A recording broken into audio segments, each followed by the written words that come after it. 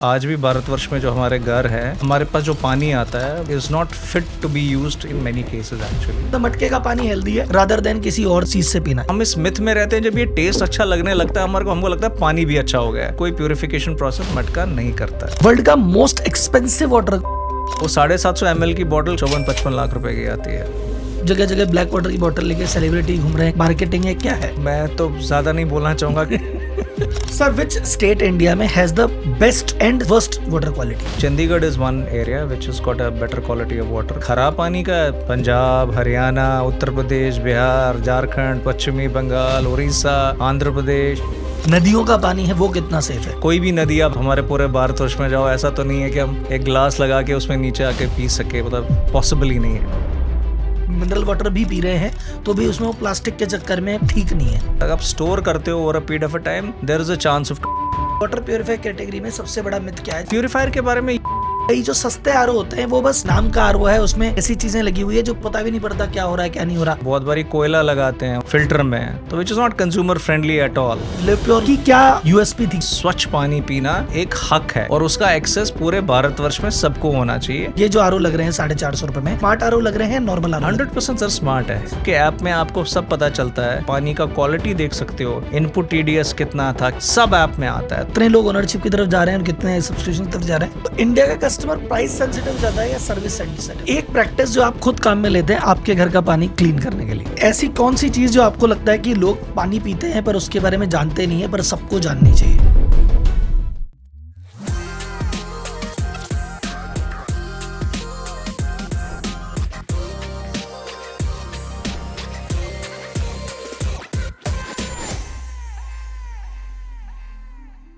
जब भी गर्मी आती है हर शहर में एक खबर कॉमन होती है, यहाँ पानी की कमी, वहां पानी की कमी। सूखे कुएं दिखाए जाते हैं, टैंकर में पाइप लगे दिखाए जाते हैं। ऐसा होता क्यों है साहब? इसका एक फैक्ट बताता हूं आपको, सुन के एकदम शॉक लगेगा। टोटल विश्व की आबादी है 800 करोड़, उसमें से 150 करोड़ रहते हैं भारत में, यानी विश्व की आबादी का 17% भारत में रहता है। यस, लेकिन जितना पानी अवेलेबल है टोटल, उस पानी का मात्र 3% भारत में अवेलेबल है। तो हमको 17% आबादी को पिलाने के लिए विश्व का 3% पानी हमारे पास है, और ये 3% में से भी 92% पीने योग्य नहीं है, मात्र 8% पीने योग्य है, यानी 0.3% पानी है हमारे पास 17% लोगों की प्यास बुझानी है। अब पानी के अलग अलग सोर्स हैं भाई साहब, नदी से भी आता है, नल से भी आता है, हैंडपंप से भी आता है। इनमें से कौन सा सोर्स प्योर है और किस में प्रदूषण है? बोरवेल का पानी सही है कि टैंकर का? नल के पानी में क्या प्रदूषण हो सकता है? बोरिंग के पानी में क्या हो सकता है? टैंकर के पानी में क्या हो सकता है? नदी के पानी में क्या हो सकता है? क्या जो नेचुरली रेन वाटर आता है इसको हम पी सकते हैं? मटके का पानी कितना सेफ है? ये आरओ लगाना चाहिए कि नहीं लगाना चाहिए? तो पानी और पानी से रिलेटेड समस्याएं, पानी से रिलेटेड सवाल जवाब समझने के लिए हमने आज का पॉडकास्ट किया है मिस्टर राकेश कौल के साथ, जो कि लिव प्योर कंपनी के सीईओ हैं, जो कि एक 500 करोड़ से भी ज्यादा की कंपनी है। इनसे हमने पानी के बारे में सब कुछ जाना, बहुत सारे फैक्ट, ये पैकेज वाटर नॉर्मल वाटर में क्या फर्क है, काला वाटर, स्प्रिंग वाटर, सबसे महंगा पानी कौन सा, सबसे सस्ता पानी कौन सा, ये सारी बातें हमने पॉडकास्ट में डिटेल की है। तो भाई साहब, अगर आपको पानी से रिलेटेड कुछ सवाल है या पानी से रिलेटेड आपको अपनी नॉलेज बढ़ानी है, आरओ से रिलेटेड नॉलेज बढ़ानी है, अपने परिवार को और खुद को प्रदूषित पानी नहीं शुद्ध पानी पीना है, तो ये पॉडकास्ट आपके लिए। चलते हैं सीधे पॉडकास्ट की तरफ, अब आपको ज्यादा प्यासा नहीं छोड़ते। Welcome Rajesh ji to our podcast. Thank you Rahul ji for having me out here. Sir, सबसे पहला सवाल जो पानी से रिलेटेड सबके मन में रहता है कि जो हमारे घर में इस समय पानी आ रहा है, जो टैप वाटर आ रहा है, वो आज की डेट में कितना सेफ है? देखिए, मैं इस सवाल का जवाब देने से पहले आपको बता दूं कि भारत में और पानी की स्थिति क्या है। पानी कहने को तो रिन्यूएबल रिसोर्स है, पर वाकई में किल्लत का प्रोडक्ट भी है अक्रॉस द वर्ल्ड। हमारी पूरे भारतवर्ष की जो आबादी है, वर्ल्ड की आबादी के 17% है, लेकिन जो हमारे पानी के रिसोर्सेज हैं वर्ल्ड के सिर्फ 3% पानी का रिसोर्स है, और उस 3% में भी 92% ऐसा है जो पानी पोर्टेबल नहीं है, जो यूज़ नहीं कर सकते हैं। तो देन अगर हम देश के मुताबिक देखा जाए तो हम पानी की क्राइसिस की ओर देख रहे हैं as far as the availability is concern. तो बात हुई घर में जो पानी आ रहा है, तो डिपेंड करता है सोर्सेज ऑफ द पानी में। अगर आप अक्रॉस इंडिया देखेंगे, we have problems of contaminated water जिसको हम कहते हैं। तो बहुत बारी क्या होता है कि सोर्स अच्छा होगा, लेकिन जब तक वो एक्चुअली यूजेज पे आ जाता है तो तब तक वो कंटामिनेट हो जाता है। वो म्यूनसिपैलिटी का वाटर हो, बोरवेल का वाटर हो, इवन बॉइल्ड वाटर करे। तो मेरा ये स्ट्रॉन्ग सजेशन है कि जो आज भी भारतवर्ष में जो हमारे घर हैं, हमारे पास जो पानी आता है वो is not fit to be used in many cases actually. In some cases है fit to use but most of the cases में नहीं है. बिकॉज कंटामिनेटेड हो सकता है, उसमें हैवी मेटल्स हो सकते हैं, केमिकल्स हो सकते हैं, अनट्रीटेड हो सकता है, टर्बिडिटी हाई हो सकती है, हार्डनेस हाई हो सकती है, जो हमें बहुत बारी पता नहीं चलता है.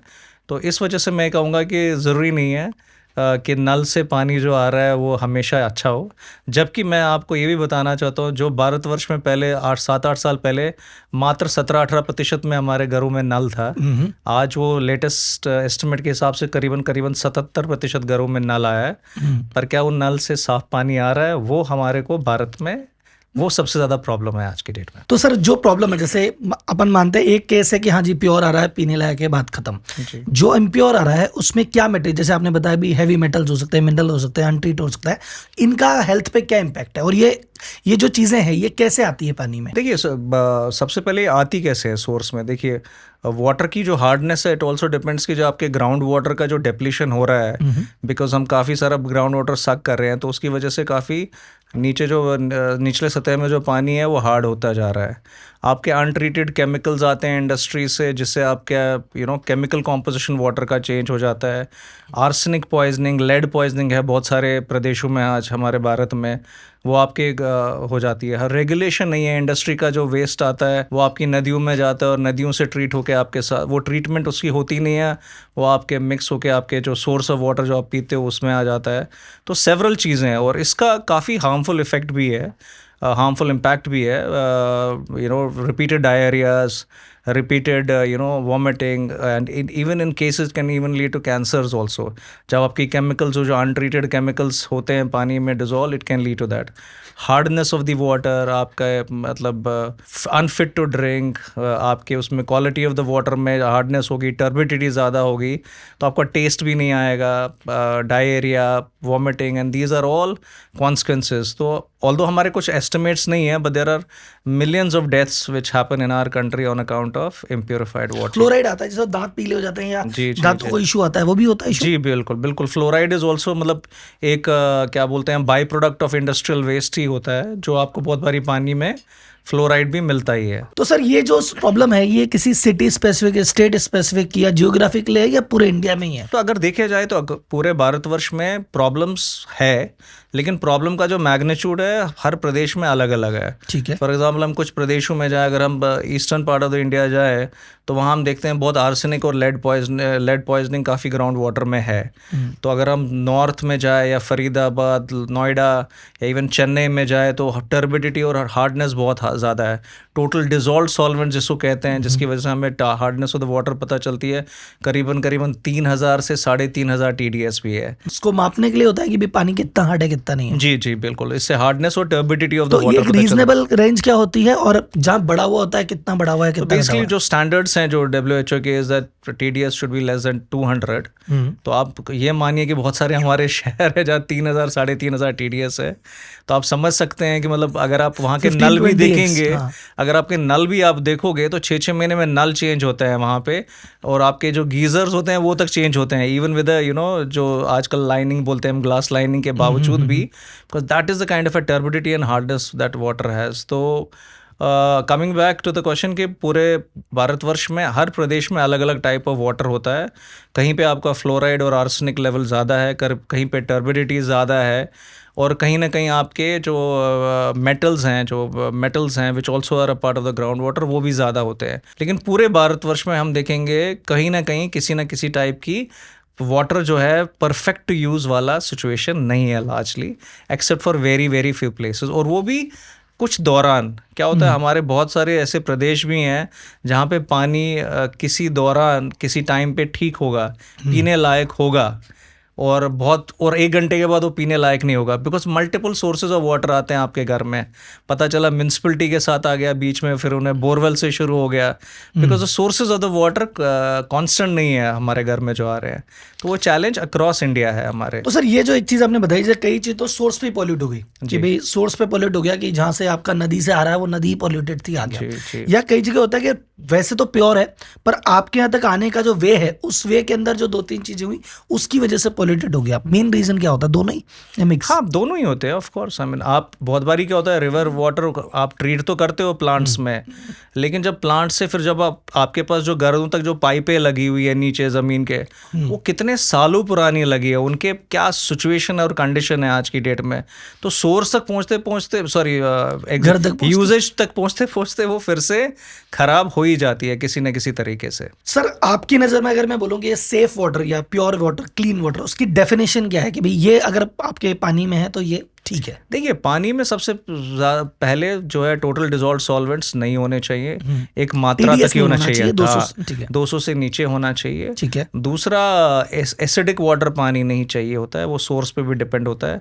आपके पानी में कोई भी हैवी मेटल्स और मिनरल्स नहीं होते हैं, नहीं होने चाहिए। मेटल्स और केमिकल्स नहीं होने चाहिए, अनट्रीटेड पोल्यूटेंट्स नहीं होने चाहिए, माइक्रोब्स नहीं होने चाहिए, आपके जो हार्मफुल बैक्टीरिया नहीं होने चाहिए।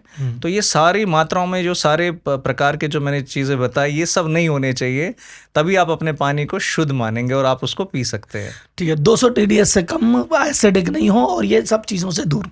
ओके सर, अभी मैं वाटर के अलग अलग सोर्स, जिस पे एक नॉर्मल कंज्यूमर जिसको जानता है या जिसको फॉलो करता है, जहाँ से पानी लेता है, उस पर एक एक करके बात करते हैं और आप मुझे बताना ये कितना सेफ या अनसेफ है, और अगर उसमें कोई प्रॉब्लम है तो क्या प्रॉब्लम है। तो सबसे पहला जो है कि भाई रेन वाटर, जो बारिश का पानी आता है कि भाई बारिश का पानी आया, हमने भी इसको स्टोर करके काम में ले लिया, तो ये कितना सेफ है या कितना अनसेफ है? ये बहुत बड़ी मिथ है और मुझे लगता है ये मिथ को ब्रेक करना चाहिए। ऐसा कुछ नहीं, बहुत लोगों को लगता है कि बारिश के पानी में अपना मुंह खोल के पी लीजिए, बहुत प्योर है, ऐसा कुछ नहीं है।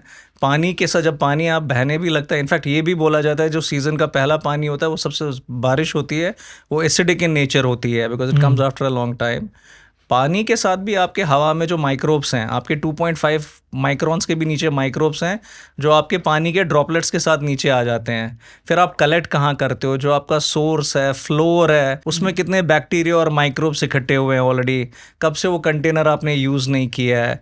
तो बहुत सारी चीज़ें ऐसी हैं जो रेन वाटर को भी इम्परफेक्ट बना देती है कंजप्शन के लिए।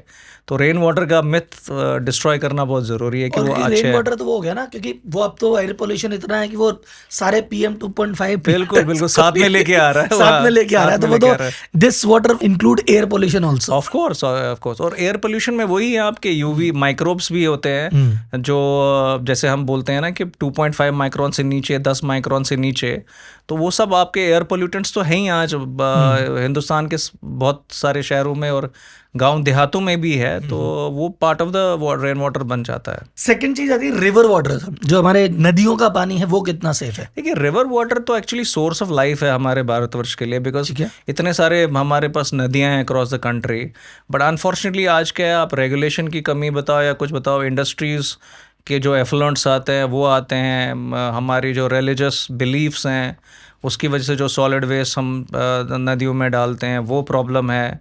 फिर अनट्रीटेड केमिकल्स और आर्सेनिक, जैसे मैं बोला, जो नदियों के थ्रू जाता है।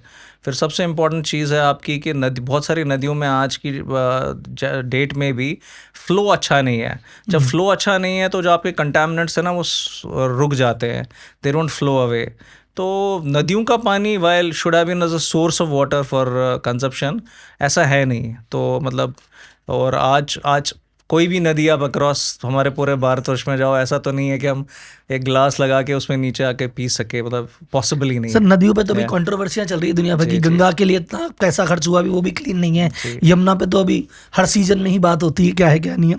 तो सर इतनी, जैसे एक चीज़ है भाई, सरकार के पास सुविधाएं हैं, बजट है लंबा चौड़ा, फिर ऐसी क्या चीज़ होती है कि वो इन चीज़ों को क्लियर नहीं कर पाती? भाई मैं हर नदी की बात ही नहीं कर रहा, मैं तो जो नदी बहुत ज़्यादा पॉलिटिकली हाईलाइटेड ही रहती है कि भाई साहब हर साल एक ही बात, एक ही चक्कर है, गंगा यमुना, तो वो ठीक क्यों नहीं कर पा रही सरकार? क्या स्ट्रक्चरल प्रॉब्लम है जिसकी वजह से नहीं कर पा रही? देखिए, आई थिंक इसके जो स्ट्रक्चरल प्रॉब्लम्स है, ऐसा नहीं है कि उन्होंने कोशिश नहीं करी। I think large amount of budgets भी डिप्लॉय हो चुके हैं उसको सफाई करने में, लेकिन आप जो बेसिस हैं, जो एफ्लुएंट्स आ रहे हैं आपके नदी में, वो आपको कहीं ना कहीं करेक्ट करने पड़ेंगे, जिसका मैंने भी कारण बताया है। वैसे इंडस्ट्री के एफ्लुएंट्स है, यूजेज ऑफ द वाटर है, हमारे रिलीजियस बिलीफ्स हैं जिसकी वजह से हम सॉलिड वेस्ट डालते हैं, और बाकी सारे कारण जिसकी वजह से, जैसे हम डिफॉरेस्टेशन करते हैं तो lot of soil goes, sediment goes.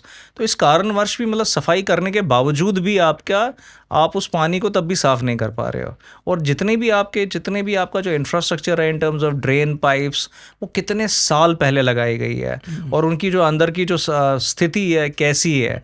तो अगर आप साफ भी कर रहे हो लेकिन वो जब गुजरता है उन पाइप से तब पानी फिर भी ख़राब हो जाता है। तो आई थिंक मुझे लगता है ये बहुत बिहेवियरल एंड फंक्शनल रूल है। बिहेवियरल इन द सेंस कि हम सब भारतीयों में बहुत जिज्ञासा रहती है कि हम अपनी नदियों को साफ़ रखें, वो हमें बिहेवियर में लाना पड़ेगा।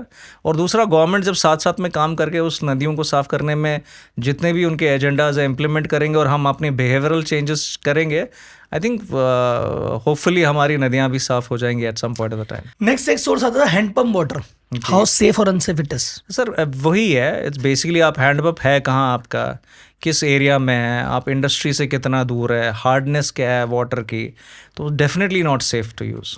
Borewell water same? जी नहीं, बिल्कुल सेम। Tanker water?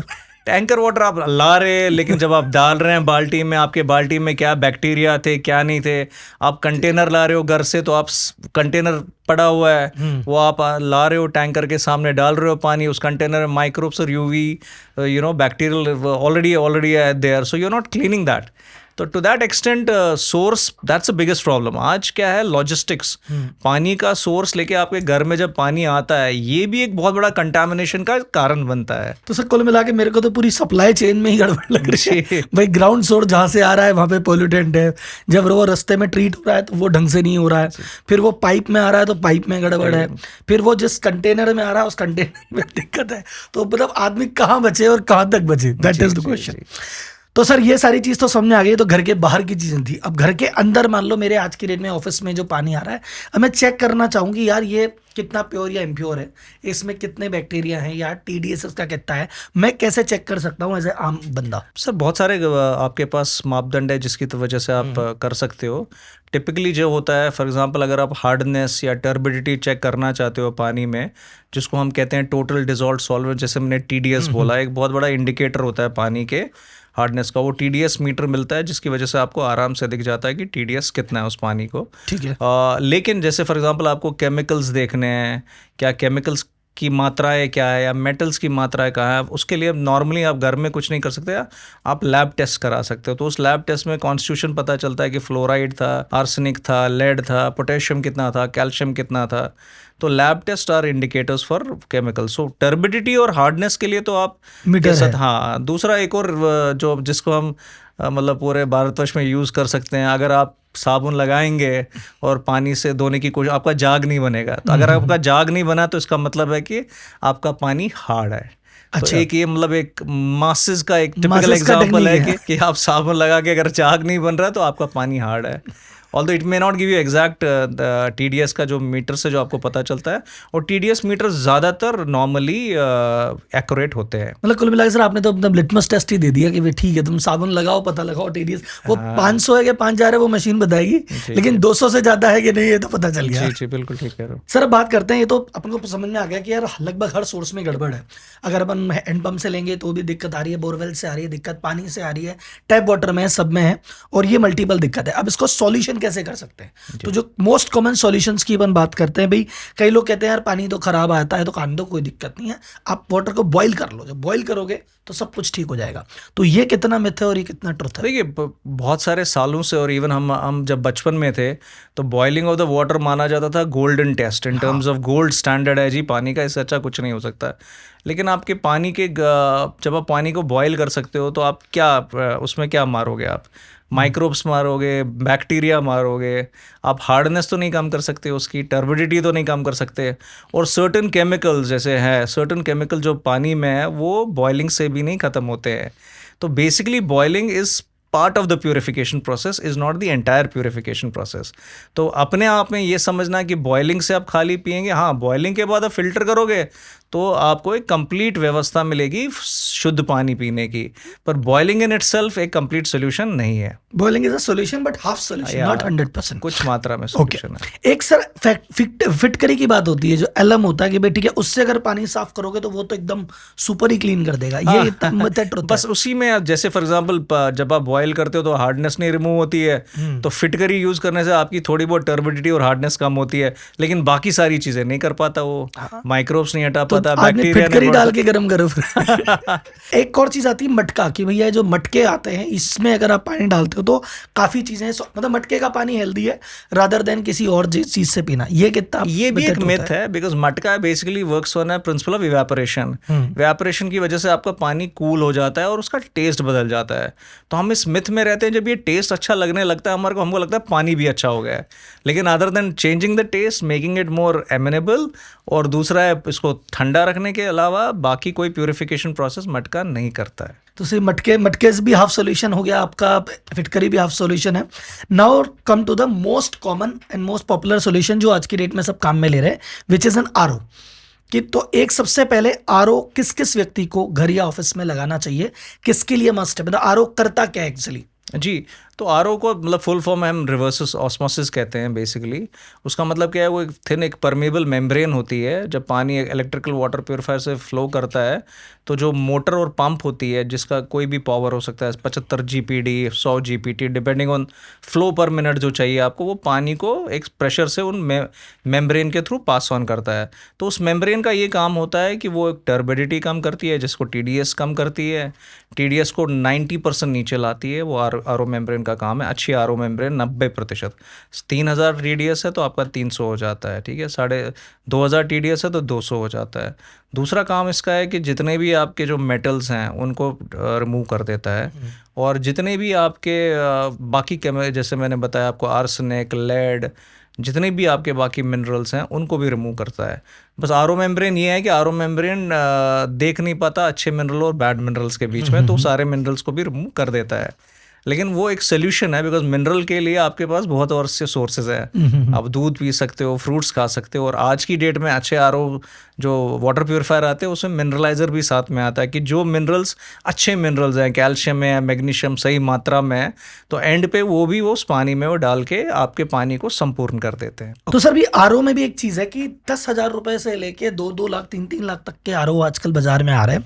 तो इनमें डिफरेंस क्या होता है, मतलब ये मार्केटिंग और ब्रांड का गेम है या क्वालिटी वाइज कुछ फर्क है, क्या होता है इसमें? देखिए, जहाँ तक क्वालिटी का ताल्लुक है, अभी रिसेंटली हमारे सरकार ने BIS स्टैंडर्ड्स इम्प्लीमेंट करी है 2023 नवंबर से, जिसमें पानी की वेस्टेज और सर्टेन क्वालिटी पैरामीटर्स डिफाइन करे गए हैं।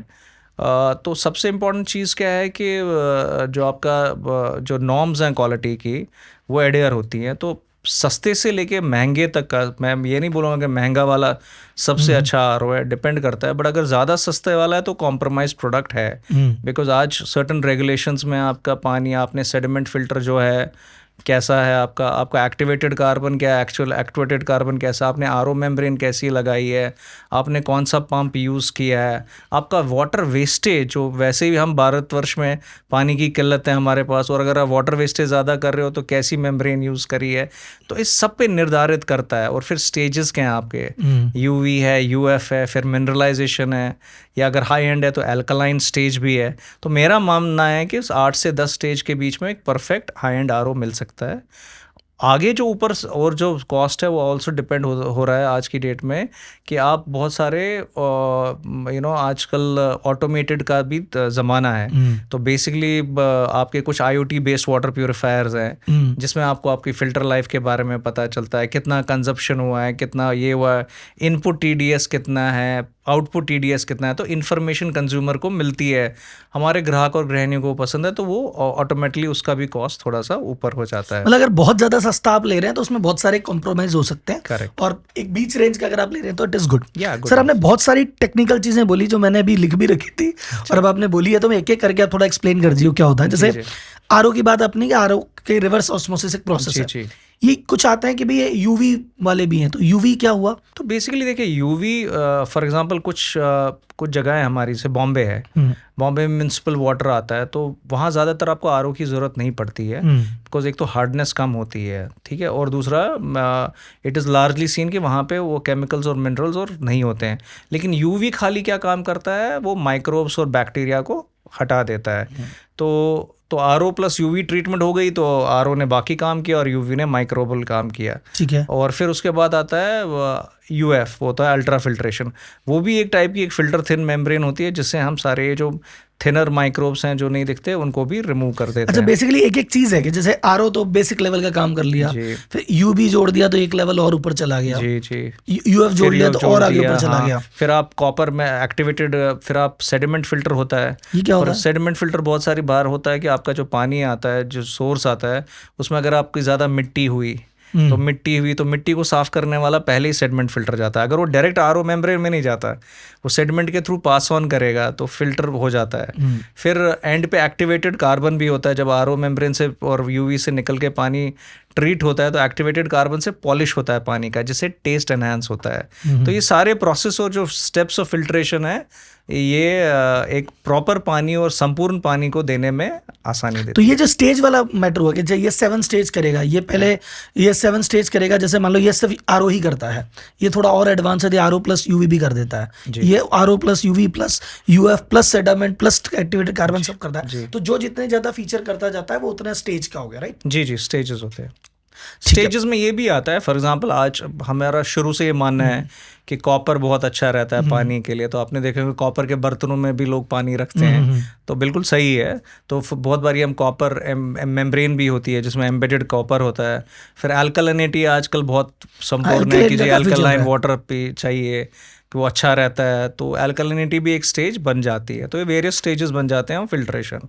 तो पानी उन फिल्टर्स के थ्रू ट्रीट होके वो एलिमेंट उस फिल्टर के निकाल के आपको संपूर्ण पानी देता है। मतलब सर जिस तरह से अभी बाजार का पोल्यूशन है, मुझे उस हिसाब से लग रहा है कि यार बिना इतनी सारी चीज, मतलब ये चीजें एडवांस होनी चाहिए थी कि भाई ये तो कुछ लोग ही करते हैं या कुछ लोगों को जरूरत पड़ती है, पर मुझे अभी लगता है कि यार ये तो बेसिक चीज हो गई, इसके बिना तो काम ही नहीं चल रहा। जी सर, बिल्कुल ठीक कह रहे हो आप ये देखिए हमारे भारतवर्ष में सबको पता है कि पानी की क्वालिटी क्या है, उसके बावजूद भी आज भी 6% पेनिट्रेशन है इलेक्ट्रिकल वाटर प्योरीफायर में, 12% अर्बन में और 3% मात्र इधर रूरल साइड में है।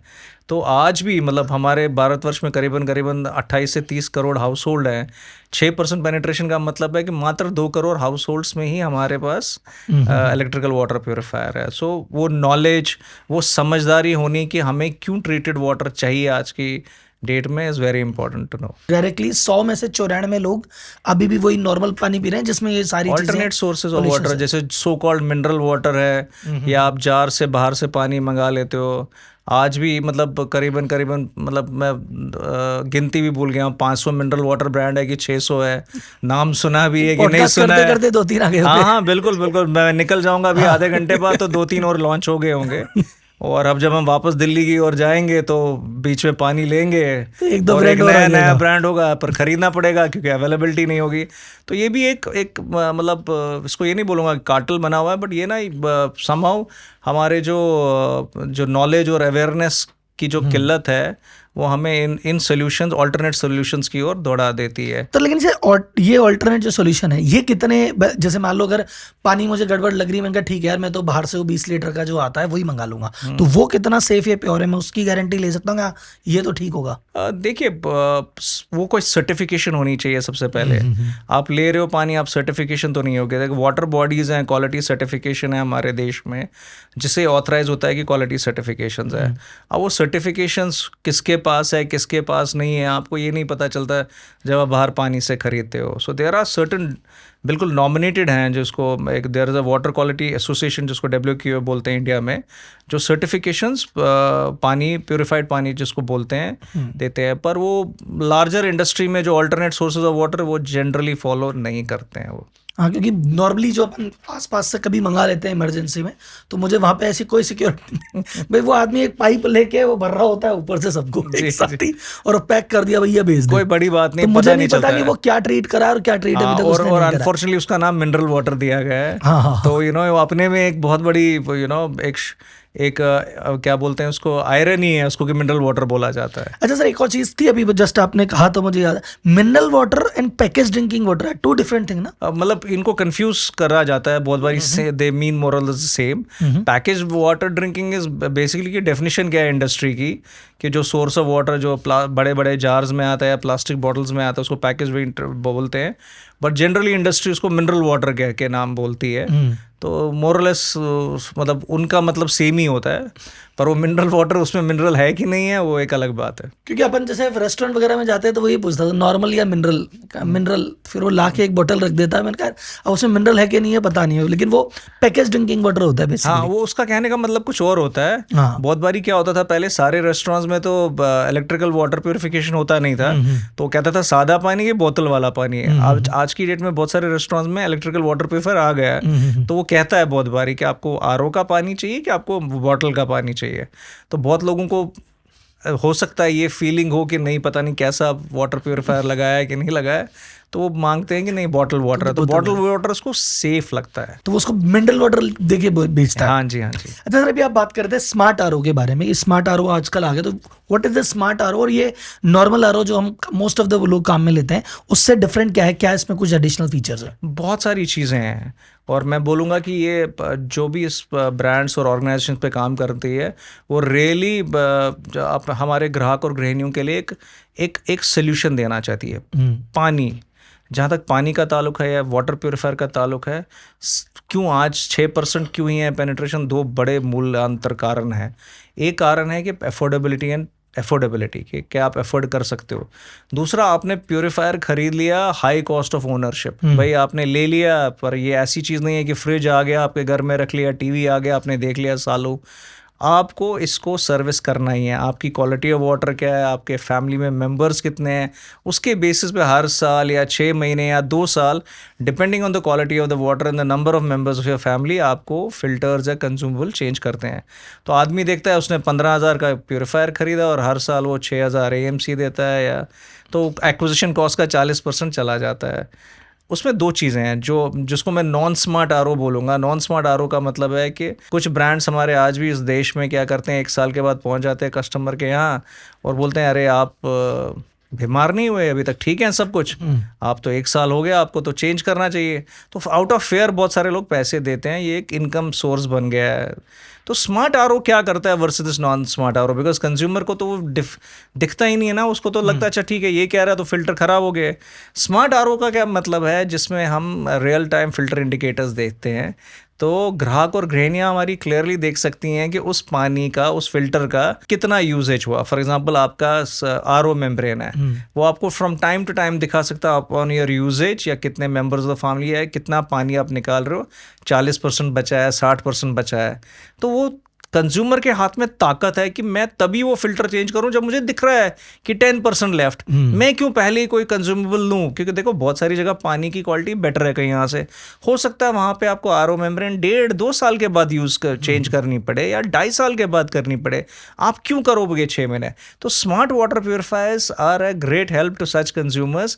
वो अपना डिसीजन खुद ले सकते हैं बिकॉज उनको रियल टाइम फिल्टर इंडिकेटर से ये पता चल जाता है कि उनकी फिल्टर्स में कितनी लाइफ बची है। तो फिर वो कंसिडर डिसीजन लेके ही फिर अपने कंपनी के सर्विस वाले को बुला के बोल सकते हैं कि ये है। और उससे अच्छा बेहतर, सिंस ये स्मार्ट वाटर है और ऑर्गेनाइजेशन के कनेक्टेड होता है, तो आउटवर्ड कॉल भी चली जाती है बहुत बारी कस्टमर सर्विस है, जी आपके फिल्टर्स में ये 70% है, ये 20% बचा हुआ है, तो क्या मैं आऊँ फिल्टर चेंज करने के लिए? तो smart water purifier are far more consumer friendly in terms of, एक तो आपकी कॉस्ट ऑफ ओनरशिप कम हो जाती है, दूसरा power in the hands of consumer रह जाता है, बिकॉज कंज्यूमर और ग्राहक को पता चलता है कि कब वाकई में उसके फिल्टर खराब हुए हैं। अगर मान लो स्मार्ट आरओ नहीं है तो मुझे तो ऐसा लगता है, जब मैंने सोचा कि यार हर साल मेरे को ठीक करा, हर साल में एक बार सर्विस कराऊंगा, साल में एक बार करानी, जनरल परसेप्शन है साल में एक बार सर्विस करानी है।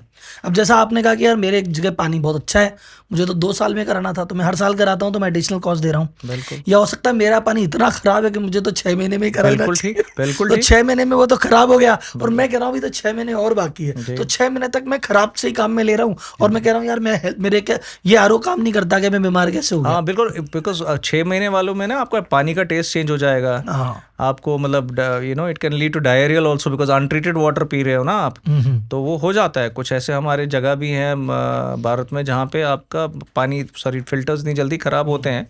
बट मेरा कहने का मतलब क्या है, जब कंज्यूमर फ्रेंडली चीज़ कोई करते हो जिसमें आप क्लियरली कंज्यूमर को विजिबिलिटी है उस चीज़ की, अदरवाइज तो वो डिपेंडेंट है, वो कंपनी वाला आता है या बाहर वाला आता है, अरे आपको तो हो गए 7 महीने, आपको अच्छा नहीं लग रहा पानी, तो वो एक कंज्यूमर फ्रेंडली अप्रोच है नहीं, जो बहुत सारी कंपनीज ने उसका बिजनेस मॉडल भी बनाया हुआ है। और कई लोग, अच्छा इसके चक्कर में क्या है कि मान लो कुछ मान लो सर्विस वाले कर देते हैं या कुछ कंपनियां कर देती है, उस चक्कर में पूरी इंडस्ट्री बदनाम है कि यार ये आरओ वाले तो ऐसे, मतलब वो नाम है आरओ वाले तो ऐसे ही करते हैं, ये तो 6 महीने में आके ऐसा ऐसा कर जाते हैं, कुछ था ही नहीं वो ऐसे करके, और नाम पूरा बदनाम होता है। सर एक चीज अब बात करते हैं लिव प्योर के बारे में कि बाजार में जैसे भी आपने कहा कि मिनरल वाटर की अपन बात कर रहे थे कि इतने सारे ब्रांड हैं, वैसे अगर आरओ की बात करें वहां भी कई ब्रांड है, अनऑर्गेनाइज सेक्टर में, ऑर्गेनाइज सेक्टर में, लेकिन इतने आरओ के बीच में जब लिव प्योर लॉन्च हुआ तो इसकी क्या यूएसपी थी कि क्या डिफरेंट है कि यार बाकी सब ये कर रहे हैं हम ये करके दिखाएंगे, व्हाट इज डिफरेंट?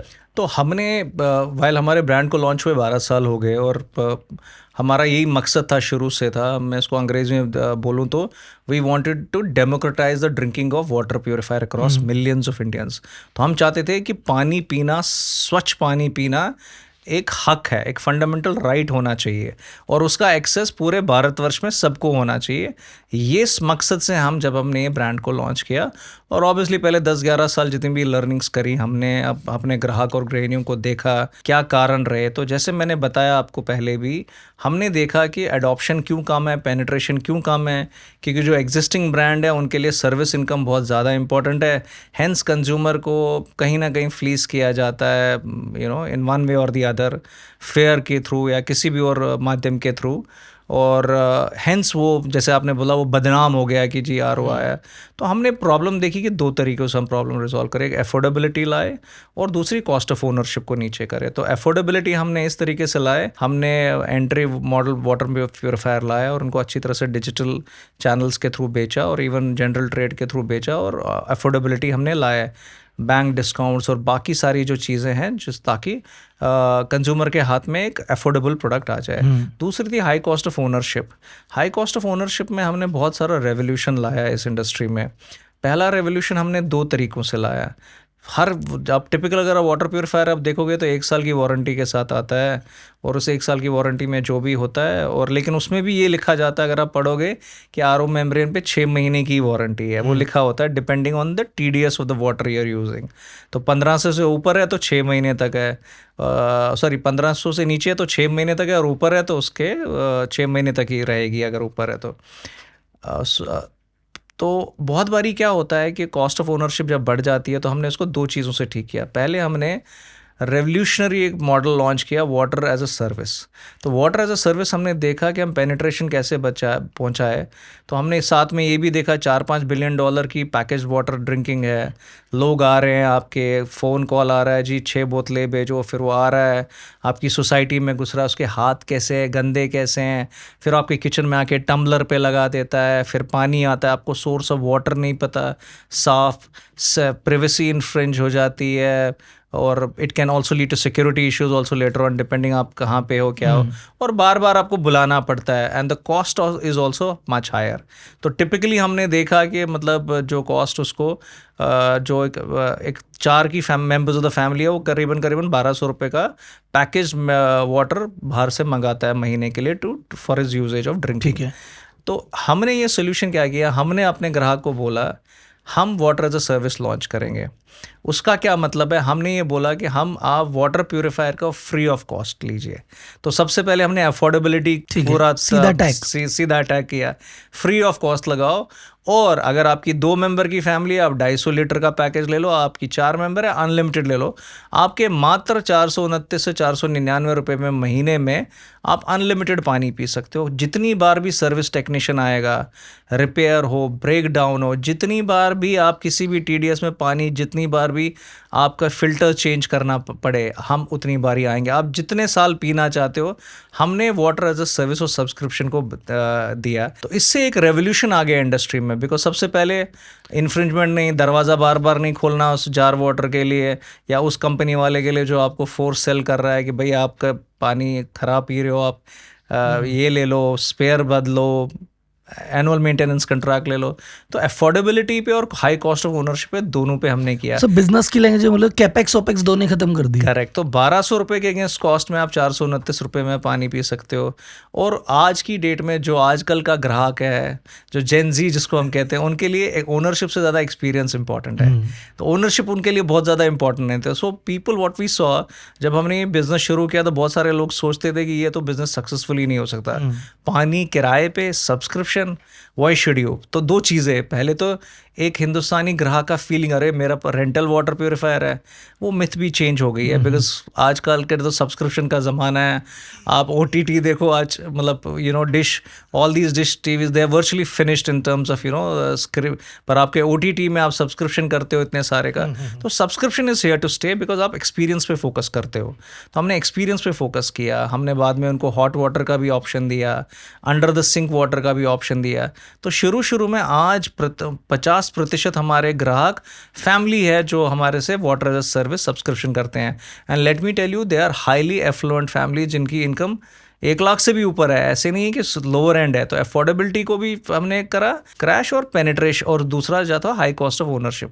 दूसरा सबसे बड़ा जो रेवोल्यूशन हमने जो 1-1.5 साल पहले शुरू किया कि मोमेंट हमने क्या किया, हमने एक प्रोडक्ट है, हमें पता है ये वाटर प्योरीफायर प्रोडक्ट है और हर साल इसकी सर्विस के लिए कोई ना कोई आएगा और एक इनकम बन जाती है। हमने ये बोला कि हम सर्विस को प्रोडक्ट में ही डाल देंगे। तो हमने ये कंज्यूमर को बोला, आपको 30 महीने तक कोई भी प्रॉब्लम नहीं है, आप जो चेंज करवाना चाहते हो, मोटर पार्ट, पंप या फिल्टर्स, कितना भी पानी पियो, हम free of cost for 30 months आपको दे देंगे, in case you want to buy a product. Because बहुत बारी हो सकता है वो सब्सक्रिप्शन ना लेना चाहो, प्रोडक्ट को ओन करो, तो उसको भी हमने हाई कॉस्ट ऑफ ओनरशिप को चेंज किया। तो जो बाय करना चाहता है उसके लिए क्या है, तो उसको 30 months free maintenance warranty. Okay. तो आज हम पूरे भारतवर्ष में हमारे पास सबसे लार्जेस्ट रेंज हो गई है, India's largest range of maintenance free water purifiers. तो यही तो सबसे बड़ा पेन था ना, तो हमने कंज्यूमर के एक्चुअल पेन को रिजॉल्व कर दिया और हमारी सारी मतलब ऑलमोस्ट 60 to 70% जो अब रेंज हो गई है वाटर प्योरीफायर्स की, वो मेंटेनेंस फ्री वाटर प्योरीफायर्स हो गए हैं, जिसमें हम बोलते हैं कंज्यूमर को 30 महीने तक कोई चिंता नहीं, हम will take care of you. और जिनको रखना ही नहीं है उनके लिए service, water as a service है, सब्सक्रिप्शन है। और तो सर इसको अपन परसेंटेज में देखें तो आपके कितने लोग ओनरशिप की तरफ जा रहे हैं और कितने सब्सक्रिप्शन की तरफ जा रहे हैं? देखिए, सब्सक्रिप्शन वाज एक चैलेंजिंग सब्जेक्ट था, मतलब कल्चरली भी और यूजेज भी, बट ऑफ लेट जो हमारा जो ग्राहक है वो मतलब बोथ सिटीज़ में हमारी जो सब्सक्रिप्शन सर्विस है वो 26 शहरों में हमारी है, वेरएज जो प्रोडक्ट बेच रहे हैं वो करीबन 1800 शहरों, 18,000 पिन कोड से बेच रहे हैं। बिकॉज हमारी सर्विस की जो इसमें सर्विस जो आफ्टर सेल सर्विस है पूरे 18,000 पिन कोड्स में अवेलेबल है। तो आज की डेट में अगर आप नंबर ऑफ यूनिट्स की वजह से कहेंगे तो मतलब करीबन 65% अभी भी प्रोडक्ट है, 30 to 35% सर्विस के थ्रू जाता है, मतलब सॉरी एज अ सब्सक्रिप्शन जाता है। कितने सब्सक्रिप्शन हो गए होंगे सर अभी और मंथली? हमारे करीबन 4 लाख ग्राहक हो गए हैं जो सब्सक्राइब करते हैं, और कुछ ग्राहक तो 4 साल से भी पुराने हैं हमारे साथ जो जुड़े हुए हैं।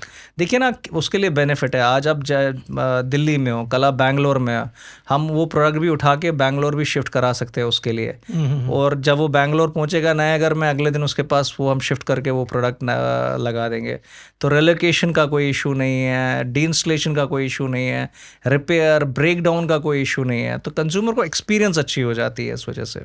तो अगर वैसे भी सर, अगर जैसे मान लो 500 रुपये, लगभग 400-450 रुपये ना पर मंथ, तो अगर 3 साल की मैं ओनरशिप देखूं लगभग, तो 500 की एवरेज पकड़ो तो 3 साल में मेरा 18,000 रुपये खर्चा आ रहा है। तो अगर मैं RO खरीद के और उसकी सर्विस कराऊंगा तो इतना तो फिर भी लग जाएगा। नहीं, ज्यादा लगेगा ना। आप साल के बाद तो आप 5 से 6 हज़ार दोगे। आप मानो कि आपने 2 साल में 5-5 हज़ार दिए तो 10,000 प्लस 15,000 तो आपने 25,000 दिए। यहाँ पे आप 16-17 हज़ार में, और any number of break down चाहिए तो मैंने एक टिपिकल कॉस्ट दिया, वहाँ पे आपको टिपिकल कॉस्ट देना ना पड़े। और वर्सेस 1,200 रुपये आप जो आप पैकेज वाटर ड्रिंकिंग से करते हो, जहाँ आप साल का ही 14-15 हज़ार रुपये का पानी पी रहे हो। स्मार्ट RO दे रहे हैं सर, या फिर ये जो इसमें ये जो RO लग रहे हैं 450 रुपये में, ये फिल्ट्रेशन वाले मतलब वो स्मार्ट RO लग रहे हैं, नॉर्मल RO? 100% सर स्मार्ट है, स्मार्ट RO है, पूरा IoT बेस्ड है। आपके ऐप में आपको सब पता चलता है, आपको फ़ोन करने की ज़रूरत नहीं है। अगर बाई चांस आपको लगता है कि आपका पानी रुक गया किसी कारणवश, तो आप उसी ऐप में आप जो एक फ़ोन का आइकन है उसको दबा सकते हो, हमारे आउटबाउंड कॉल करके आपसे पूछेगा और फिक्स करेगा। आप शेड्यूलर रख सकते हो अपने सर्विस का, पानी का क्वालिटी देख सकते हो, इनपुट TDS कितना था, कितना पानी है, और आउटपुट सब ऐप में आएगा, सब ऐप में आता है। तो it is not only experience, आप कैसा एक्सपीरियंस कर रहे हो। और फॉर एग्जांपल किसी ने पैकेज लिया है कि मैं 250 लीटर पर मंथ हूँ, तो वो देख सकता है कि उसने कंज्यूम कितना किया है। तो हमने ये टेक स्टैक ऑलरेडी बना दिया, इन्वेस्टमेंट करी, और hence 100% of these products are basically IoT products. तो सर इतना ज़्यादा जब R&D में आप इन्वेस्ट कर रहे हैं और जैसे आप इनिशियली मशीन बेच नहीं रहे हैं, मशीन दे रहे हैं, सब्सक्रिप्शन ले रहे हैं, तो ये तो कॉस्टिंग आपके पार्ट पे काफ़ी बढ़ गई होगी, तो इसको अफोर्डेबल कैसे करवा रहे हैं? तो वो कंज्यूमर के लिए अफोर्डेबल है। मेरा मानना है कि जो ग्राहक के लिए अच्छा है वो कंपनी के लिए अच्छा है, लेकिन अगर हम ये सोच ये रखें कि जो कंपनी के लिए अच्छा वो ग्राहक के लिए अच्छा, वो अच्छी बात नहीं है। और बहुत बारी कंपनियां क्या होती है ना, कुछ देर के बाद जब सक्सेस आती है तो फिर अपने लिए अच्छा करने लगती है, ग्राहक को भूल जाती है। तो हमारा मापदंड क्लियर है कि अगर ग्राहक के लिए अच्छा है तो कंपनी के लिए भी अच्छा होगा ही। हम इतना अपफ्रंट कैपेक्स तो कर ही रहे हैं बिकॉज जीरो कॉस्ट पे लगा रहे हैं, but eventually the business model is a profitable business model. Sir standardisation की बात, जैसे भी आपने कहा कि हर अलग अलग शहर में अलग अलग चैलेंज है। जैसे अगर मैं दिल्ली में बैठा हूँ तो अलग चैलेंज है, फरीदाबाद में अलग आ जाएगा, गुड़गांव में अलग आ जाएगा, थोड़ा आगे बढ़ूंगा तो अलवर में अलग आ जाएगा। तो जब अलग अलग सोर्स हैं, अलग अलग चैलेंज है, तो जो सेम एक ही मशीन लगती है वो क्या सारे चैलेंज कवर कर लेती है? किस तरह से क्या हाँ, तो रिवर्स ऑस्मोसिस जो है वो एक गोल्ड स्टैंडर्ड बन जाता है। ठीक है। जहाँ पे भी आपको 500 से ऊपर TDS है वहाँ के लिए आपको रिवर्स ऑस्मोसिस गोल्ड स्टैंडर्ड है, क्योंकि वहाँ पे पूरा काम होता है। अगर आपका TDS 500 से नीचे है तो आपका UV प्योरीफायर भी काम आ सकता है, लेकिन प्रोवाइडेड उसमें आपके ये केमिकल्स या मेटल्स ना हो। फॉर एग्जांपल कहीं हो सकता है पानी, किसी शहर में पानी अच्छा हो, मतलब टर्बिडिटी 500 से नीचे हो, TDS हो, लेकिन उसके बावजूद भी हार्मफुल केमिकल्स हो उस पानी में, तो तब भी RO का ज़रूरत पड़ती है उस केस में। तो ये डिपेंड करता है कि क्वालिटी ऑफ द वाटर कैसी है। तो largely as of now RO standard है, मतलब to solve all the problems. ऐसा नहीं होता जैसे मान लो फॉर एग्जांपल आपको पता है कि यार हरियाणा में इस एरिया में तो ये प्रॉब्लम है, तो भैया RO तो आपको लेना ही है, आप इसके साथ ये UFB लेके चलो क्योंकि इस एरिया में ये चीज़ें आपको ही लेना चाहिए। तो ऐसा कुछ करते हैं या सबके लिए स्टैंडर्ड ही चलता है? नहीं, देखिए आज की डेट में क्या होता है कि बहुत बारी जैसे फॉर एग्जांपल ग्राहक कोई बाहर से आता है, अगर वो बोलेगा कि मुझे नोएडा में UV लगाना है तो हम उसको गाइड करते हैं, नहीं आप यहाँ RO लगाओ।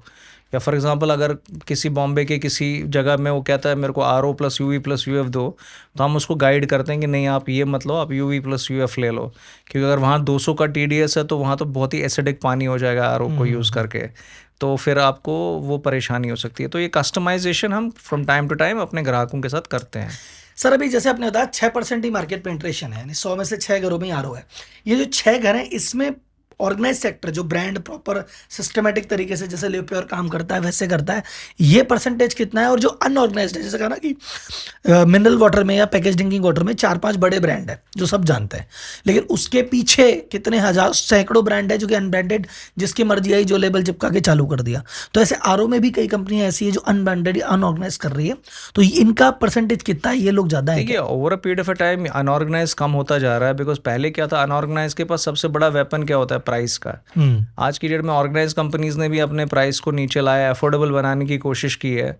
तो पहले ये ऑलमोस्ट 60 अनऑर्गेनाइज 40 ऑर्गेनाइज होता था, पर हर साल ये फिगर्स चेंज हो रहे हैं, तो अब करीबन 60% is organised and 40% is unorganised, but every year it's changing.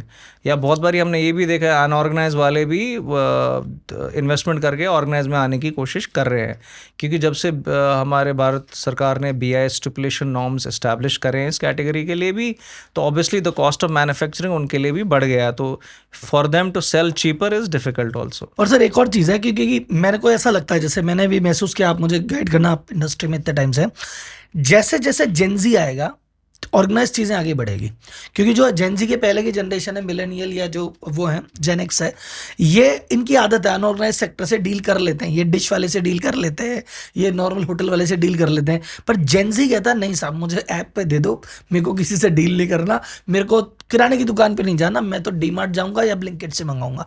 तो जैसे जैसे जेनजी बाजार में आएगा वो चीज़ें ऑर्गेनाइज की तरफ ही जाएगा, वो अनऑर्गेनाइज के पीछे नहीं भागेगा। हाँ, तो इसको मैं ऑर्गेनाइज ना बोल के ये बोलूँगा कि जो जेनजी और जो हमारी नई जनरेशन है वो डिमांडिंग है इन टर्म्स ऑफ एक्सपीरियंस। ठीक है, वो ब्रांड को एक वैल्यू तो देता है लेकिन ज़्यादा वैल्यू नहीं देता है।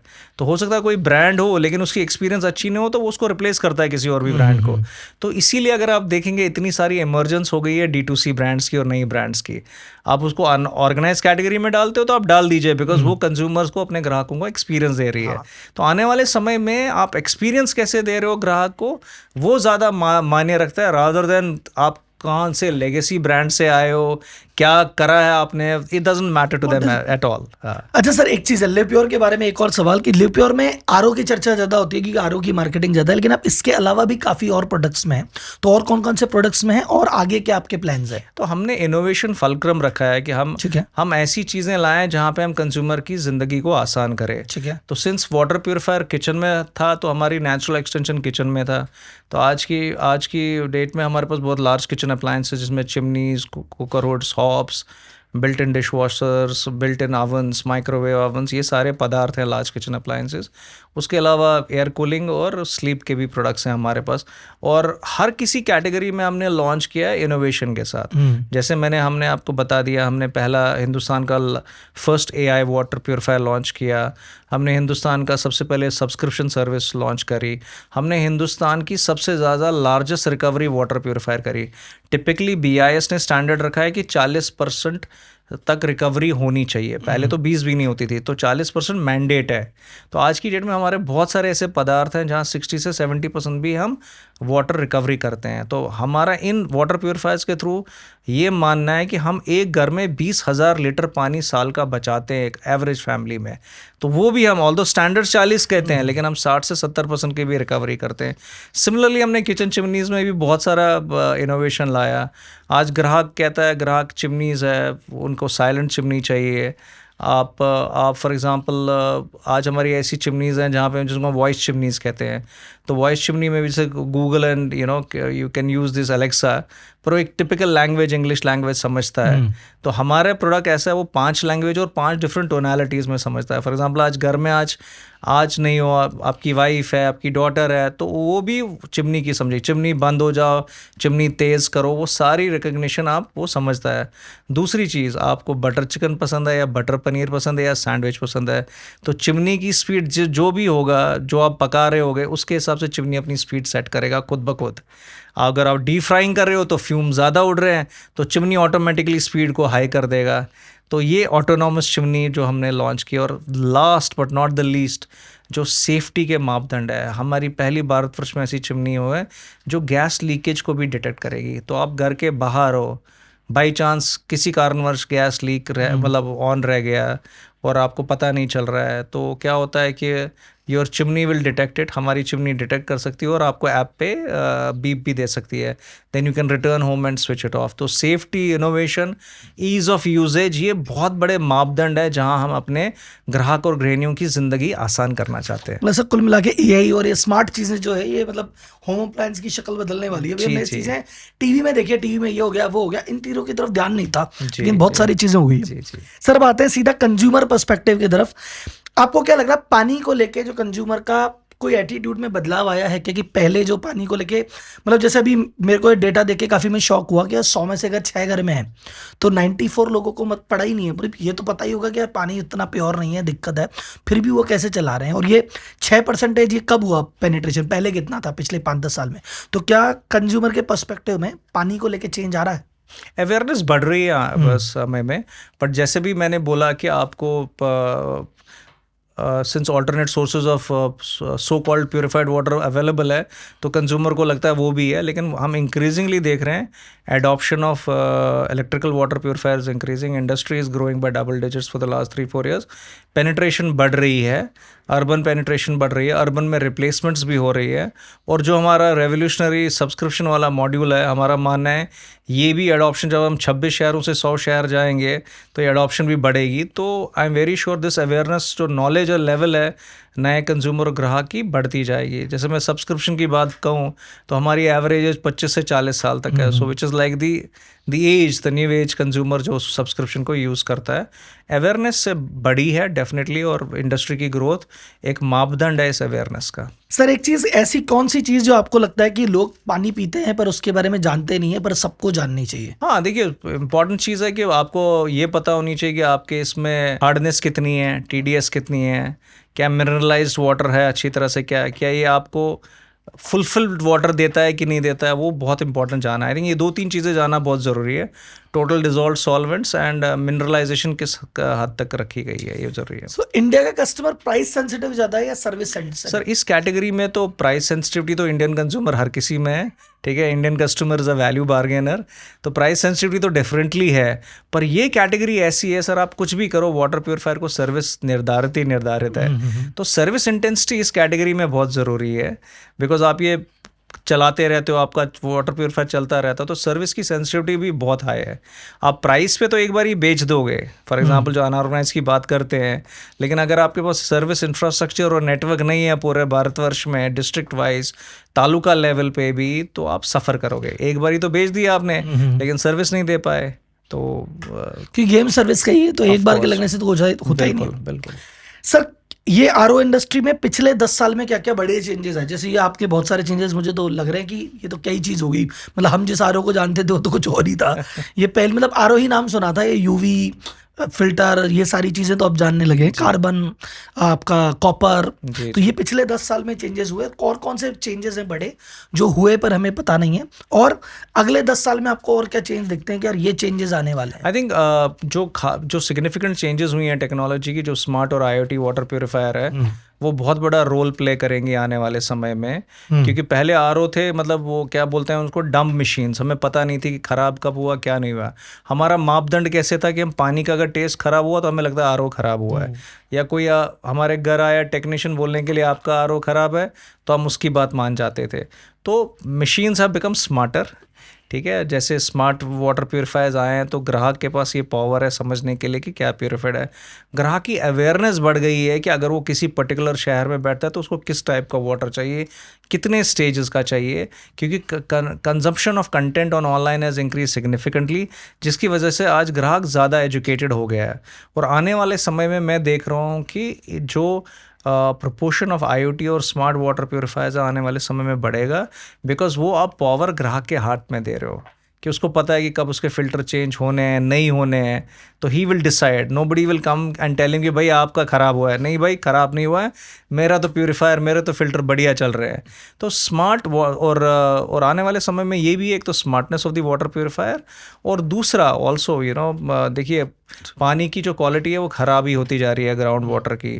तो आप इफ़ेक्टिवली उसको कैसे पॉइंट ऑफ यूजेज पे काम करेंगे। तो मुझे लगता है आने वाले समय में गवर्नमेंट और प्राइवेट सेक्टर का काफ़ी रोल रहेगा इस चीज़ को, कि आप इसको कंबाइंड तरीके से कैसे इसको चीज़ों को अच्छा बनाया एंड कैसे हम पेनिट्रेशन बढ़ाया है। क्योंकि I don't have the exact data, but I think there are more than 3 million deaths which happen on account of bad water consumption in cross, and that's a lot. 3 million deaths बहुत होती है। तो I think सरकार और private sector को साथ में काम करके इस चीज़ को अच्छा करना। जैसे मैंने बताया 77% में नल पहुंचा है, अब साफ पानी पहुंचाना बाकी है। तो सर अभी आरओ को लेके बहुत सारे मिथ्स हैं, एक एक करके इस पे बात करते हैं, उसको बस्ट करते हैं। और नॉर्मल वाटर रिलेटेड बहुत सारी चीज़ें जो बाजार में है, वो मार्केटिंग है या मिथ है, उस पर एक एक बात करते हैं। सबसे पहले तो आपसे एक सवाल कि आपकी नज़र में इस वाटर प्योरीफायर कैटेगरी में सबसे बड़ा मिथ क्या है जो लोगों को लगता है? प्योरीफायर के बारे में ये मिथ ज़रूर है कि मतलब हाई मेंटेनेंस है, ये लोगों को लगता है हाई मेंटेनेंस है। तो वो हमेशा कोशिश क्या करती है कि ख़रीद भी लिया तो फिर अगले साल कंपनी से नहीं, किसी बाहर वाले से, अनऑर्गेनाइज वाले से फ़िल्टर चेंज करे। फिर वो फ़िल्टर ख़राब हो जाते हैं जल्दी, बिकॉज वो सस्ते होते हैं, टिकाऊ नहीं होते हैं, फिर उनकी वारंटी वॉइड हो जाती है। तो वो डिस्ट्रस्ट बढ़ा हुआ है। आई थिंक मिथ ये है कि whether I am getting the service eight right price और नॉट। आई थिंक ये मिथ है, मिथ नहीं है, रियलिटी है, पर मिथ है। मतलब myth is around purified water. मतलब हमेशा शक में ही रहता है कि यार ये सही भी है कि नहीं है, ये हुआ तो है। करेक्ट। मतलब ये वो करके तो गया है, जरूरत भी थी कि नहीं थी पता नहीं। डिस्ट्रस्ट है, डिस्ट्रस्ट। सर अब कुछ चीजें बात करते हैं जो कॉमन परसेप्शन, कि आरओ नहीं लगाना चाहिए, आरओ से जो बाकी निर्मल तो प्योरीफाई होती भी है, एसेंशियल मिनरल्स भी निकल जाते हैं। तो मैंने बात ये पहले भी बताई थी कि essential, because RO does not differentiate between good minerals and bad minerals. वो तो खराब मिनरल्स को भी निकालता है, बैड मिनरल्स को भी मिलता रहता है, लेकिन जो अच्छे मिनरल्स होते हैं, कैल्शियम हो गया, मैग्नीशियम और पोटेशियम सही मात्रा में हो गया, वो आपको बाकी पदार्थों से भी मिलता है, दूध से, फ्रूट से। बट हैविंग सेड दैट हमने लिवप्योर में सारी मिनरलाइजर की भी कार्ट्रिज डाली है। तो बेसिकली जो आरओ के प्रोसेस से ये सारी मिनरल्स बाहर निकलती हैं, तो जो लास्ट स्टेज में है वो मिनरल्स बाक ऐड होके वापस आपके पानी में आती है, तो आपको संपूर्ण पानी मिलता है। नहीं, शुद्ध पानी नहीं सिर्फ, तो हम प्यूरिफाइड वाटर नहीं बोलते, हम गुड वाटर बोलते हैं, क्योंकि वो संपूर्ण पानी बन जाता है आपके लिए। एक से आरओ प्यूरिफिकेशन प्रोसेस में 70 से 75% टाइम तो वो पानी वेस्ट कर देता है। करेक्ट। तो ये वही मैंने बताया, तो BIS ने नॉर्म्स रेगुलेट करे हैं। पहले होते थे ऐसे वाटर प्योरीफायर जो 70-75% तक भी पानी वेस्ट करते थे, और लेकिन BIS ने नॉर्म बताया कि आपको 40% तक तो आपको वेस्टेज रिड्यूस करनी है, मतलब 40% से बियॉन्ड नहीं होनी चाहिए। पर उसके बावजूद भी मैंने बताया हमारे पास ऐसे भी प्योरीफायर्स है जो 60 से 70% तक वेस्टेज कम करते हैं। So which means only 30% gets wasted और 70% रिकवरी होता है, जबकि नॉर्म्स मैंडेटेड 40% है। बट येस, ये एक चैलेंज है, और हम अपनी टेक्नोलॉजी के प्रति, हाई कॉस्ट मेम्ब्रेन्स के प्रति, हम इसको धीरे धीरे वेस्टेज को कम करते जाते हैं। आज 60 से 70% पे पहुंच गए हम रिकवरी पे। सर, मिनरलाइज वाटर है, इसमें एक नया ट्रेंड आया है जो सेलिब्रिटी के साथ है, ब्लैक वाटर, कि सब जगह जगह ब्लैक वाटर की बोतल लेके सेलिब्रिटी घूम रहे हैं, क्रिकेटर्स घूम रहे हैं।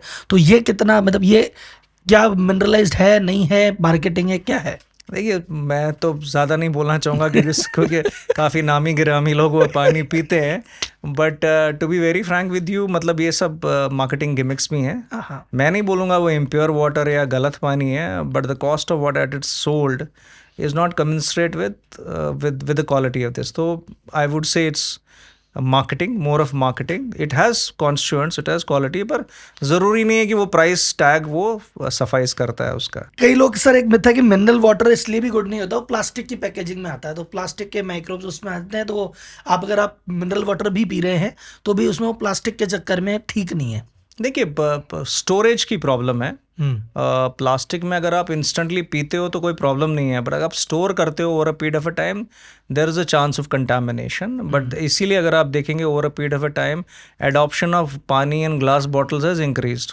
तो आने वाले समय में हम देखेंगे कि आप ग्लास कंटेनर्स में पानी डालते हैं, बिकॉज माइक्रोब्स या जो भी harmful bacteria they don't stay there. और वैसे, और प्लास्टिक के केस में सिंगल यूज़ प्लास्टिक्स है, वो ऑलरेडी एक इकोलॉजिकल डिज़ास्टर है और हमारे लिए वो प्रॉब्लम है। तो वो भी एक कारणवश है जिसकी वजह से हम प्लास्टिक से हम ग्लास बॉटल्स में भी पानी पीना शुरू कर देते हैं। एक मैं डेटा देख रहा था, साल में लगभग 500 बिलियन बोतल पानी वेस्ट करते हैं। 500 बिलियन बोतल, absolutely, because single use plastic है। 50,000 करोड़ बोतल सिंगल यूज प्लास्टिक्स है, और आपने कहाँ इसको डिस्पोज करना है, कैसे करना है, वो भी एक बड़ा चैलेंज है। एक बात आपको फिर से बताना चाहूँगा, जो हमारे वाटर एज अ सर्विस है, वहाँ हम सर्कुलर इकॉनमी पे बहुत बड़ा रोल इख्तियार कर रहे हैं। बिकॉज हम, सपोज आपके घर में वाटर प्योरीफायर लगा है और आप किसी कारणवश नहीं चाहते, सर्विस को रोकना चाहते हैं, या शिफ्ट हो गए हो कहीं, नहीं चाहते हो, हम वो उठा के अपने रिफर्ब सेंटर्स में जाते हैं, उसको ठीक करा के फिर से नए घर में वो इम्प्लीमेंट करते हैं। तो this way we are already reducing the usage of plastics, filter जो नहीं तो डंप में आ जाता है। तो सर्कुलर इकोनॉमी और सस्टेनेबिलिटी के कारणवश भी एक ये जिसके पास ओनरशिप है तो खराब होने के बाद क्या करेगा, फेंकेगा। बिल्कुल, अब आपके पास ओनरशिप तो है नहीं, तो उसका हो गया तो आपने इधर लगा दिया। बिल्कुल, हाँ। सर, एल्केलाइन आरओ की आजकल मशीन आ रही है कि भैया एल्केलाइन वाटर है, उस चक्कर में महंगी भी होती है, तो क्या ये वास्तव में, मतलब एल्केलाइन की वजह से महंगा होना उचित है या फिर मार्केटिंग बोल के है? आई थिंक एल्कलाइन एक स्टेज है जहाँ पे आपका pH वैल्यू हायर होता है, then it's not an acidic water. Alkalinity is also got its own, मतलब क्या बोलते हैं, बेनिफिट्स होते हैं एल्कलाइनिटी के। बट सिर्फ अगर आप एल्कलाइन वाटर पी रहे हो लेकिन वो प्यूरिफाइड नहीं है, तो उसकी कोई मतलब उस संदर्भ में कहना चाहूँगा, it's still not a full water. तो alkalinity is what I call a step above, कि वो एक अच्छा स्टेज है। अगर आप, लेकिन कंडीशंस ये होनी चाहिए कि आप प्यूरिफाइड वाटर पी रहे हो, जो मैंने आपको बताया। खाली एल्कलाइन वाटर से कुछ नहीं होगा अगर आपका वाटर प्यूरिफाइड नहीं है, हार्डनेस भी है उसमें, केमिकल्स भी ट्रीटेड नहीं है। तो एल्कलिनिटी अकेले में कुछ नहीं है, but as an addition it's a good addition to have. जैसे सर भी आपने ब्लैक वाटर के बारे में बताया कि ब्लैक वाटर में हो सकता है मिनरल्स काफ़ी अच्छे हों, लेकिन वो जो प्राइस उसकी है बहुत ज़्यादा है, उतनी जस्टिफाई नहीं होती। वैसे ही सर आजकल एक कोई आरओ आता है, में बहुत सारे फीचर्स हैं, ये है वो है, लेकिन उसकी जो कॉस्टिंग है वो 2-3 लाख तक जाती है। तो how is justified, not justified? देखिए, कंपनी की प्राइसिंग है, मैं उसके बारे में तो नहीं ज़्यादा बताऊँगा, लेकिन क्या होता है कि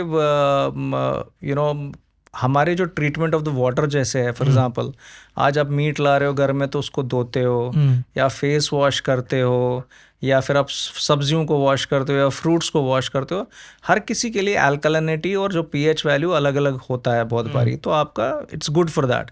तो टू दैट एक्सटेंट वो एक बेनिफिट्स हैं जो आज कॉमन आरओ में भी आने लगे हैं, तो प्राइस टैग जस्टिफाई कर रहे हैं तो वही बता सकते हैं, पर some of these features are always good to have. मतलब एल्कलाइन वाटर का फीचर क्या आप अंडर 1 लाख आ सकता है अदर ऑप्शन जी में? बिल्कुल आएगा, और आने अभी लॉन्च करने वाले हैं हम। सर एक बात तो रहती है, एक आजकल नया मिनरल वाटर में ट्रेंड है स्प्रिंग वाटर, ग्लेशियर वाटर। ये सीधा आपके पहाड़ों का पानी है, ग्लेशियर का पानी है, तो वो this is also a marketing technique और ट्रू में होता है? देखिए अगर आप ग्लेशियर पे जा सकते हैं, possibly it's the most cleanest form of water. आता है ग्लेशियर वाटर, स्प्रिंग वाटर। पर ग्लेशियर से लाके जब आप लाते हो प्लांट्स में और फिर जब आपके ग्राहक में, वही तो कह रहा हूँ, सोर्स इज ब्रिलियंट, स्प्रिंग है या ग्लेशियर है, purest and cleanest form of, पर वहां से लाके जब आप यहाँ तक लाते हो तो बीच में क्या जर्नी है वो बहुत क्रिटिकल है। अच्छा सर, एक और चीज है जो लास्ट में इस पे बात करता हूँ। अभी हमारे लास्ट पॉडकास्ट हुआ था हमारा एयर पॉल्यूशन पे, उन्होंने एक बात की थी कि एयर प्योरीफायर के नाम पे कई लोग सस्ता देने के चक्कर में भाई मशीन लगा के चले गए कि ठीक है यार ये मशीन है इतने सस्ते, नॉर्मली मशीन अगर 20 की आती है तो बोले ये मशीन ले लो यार, ये तो 10 में ही है, आदमी कहता है 10 में ले लो, लेकिन वो मशीन दिखाने की है, वो कर कुछ नहीं रही है, बस आपका मन बहला रही है। तो ऐसा आरओ में भी होता है कि कई जो सस्ते आरओ होते हैं वो बस नाम के हैं कि नाम का आरओ है, उसमें ऐसा फिल्टर या ऐसी चीजें लगी हुई है जो पानी प्योरीफाई नहीं कर रही, पर आपको तो पता भी नहीं पड़ता क्या हो रहा है क्या नहीं हो रहा। हाँ बिल्कुल है, ऐसा बिल्कुल है। ऑल द BIS रेगुलेशंस है रेगुलेटेड, पर अभी भी हम देख रहे हैं जैसे फॉर एग्जांपल आपका एक्टिवेटेड कार्बन है तो बहुत बारी कोयला लगाते हैं उसमें, उस फिल्टर में, तो which is not consumer friendly at all. तो वही हम देख रहे हैं ऐसी चीज़ें हो रही हैं, एंड आई होप कि सरकार और कॉस्टिंग कम करने के लिए कुछ भी लगा दिया। बिल्कुल ठीक है, फिल्टर लगाना, फिल्टर मान लो इस क्वालिटी का लगाना था, इस क्वालिटी का लगा दिया, वो फिल्ट्रेशन ही नहीं करता, लेकिन वो बंदा खुश है हाँ जी हमारे तो 5,000 में फिल्टर आ गया। बिल्कुल है, ऐसा है। और वही तो मैं कह रहा हूँ, एफोर्डेबिलिटी आज भी एक हिंदुस्तान में एक बहुत बड़ा क्वेश्चन मार्क है। तो जब तक वो एफोर्डेबिलिटी पूरी तरह से हम एड्रेस नहीं कर सकते तो ऑब्वियसली दीज क्या जिसको क्या बोलते हैं हम हिंदी में फ्लाई बाय द, अंग्रेजी में बोलते हैं fly by the night operators जो हैं वो सर्वाइव कर रहे हैं। और आई थिंक इसमें गवर्नमेंट की रेगुलेशंस, BIS के नॉर्म जितने स्ट्रिंजेंट हो जाए उतना अच्छा है, बिकॉज ये ग्राहक के लिए अच्छा है। तो जो ग्राहक के लिए अच्छा है वो सरकार के लिए भी अच्छा है और कंपनीज के लिए भी अच्छा है।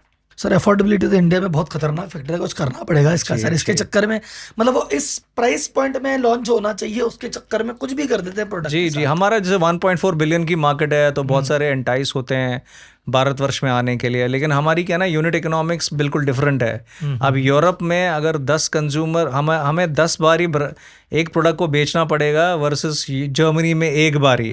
सो आवर यूनिट इकोनॉमिक्स चेंज। तो while we have a big market, जब तक हम अपनी यूनिट इकोनॉमिक्स और एफोर्डेबिलिटी और पेनिट्रेशन को ठीक ना करें, पेनिट्रेशन बहुत इंपॉर्टेंट है हमारे देश के लिए, वॉल्यूम ग्रोथ बहुत इंपॉर्टेंट है। वैल्यू ग्रोथ में तो जो आपके हायर एंड कस्टमर्स हैं वो ठीक है, आप प्रीमियमाइजेशन कर रहे हैं, पर वो कितने ऐसे ग्राहक हैं, बहुत कम है। तो वॉल्यूम ग्रोथ हिंदुस्तान में जहाँ की हर चीज़ की पेनिट्रेशन कम है, वाटर की 6% है, चिमनी की 1% है, ठीक है। तो बहुत सारे मतलब आज भी जैसे फॉर एग्जांपल कूलर है 17% पेनिट्रेशन है, पंखे है 70% पेनिट्रेशन है।